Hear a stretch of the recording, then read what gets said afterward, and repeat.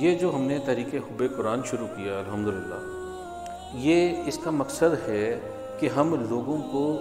قرآن کے ساتھ جوڑیں، تمام امت مسلمہ کو ہم قرآن کے ساتھ جوڑیں۔ یہ ایک امن پسند تحریک ہے، یہ کوئی سیاسی یا کوئی ایسی تحریک نہیں ہے، یہ امن پسند تحریک ہے۔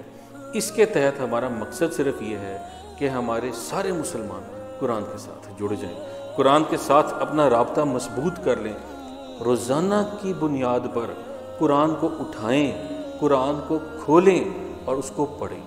چاہے تھوڑا پڑھیں، چاہے زیادہ پڑھیں، چاہے 2 رکوع صحیح، چاہے 2 صفحے صحیح، چاہے آدھا سپارہ، 1 سپارہ، یا جتنا بھی بآسانی پڑھ سکیں،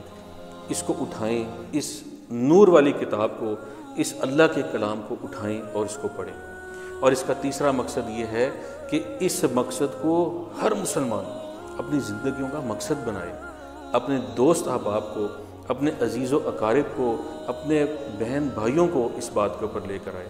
کہ وہ قرآن کو اٹھائیں اور قرآن کو کھولیں، اس کو پڑھیں، کیونکہ قرآن پڑھنا، قرآن کی تلاوت کرنا دنیا کا نور ہے اور آخرت کا ذخیرہ ہے۔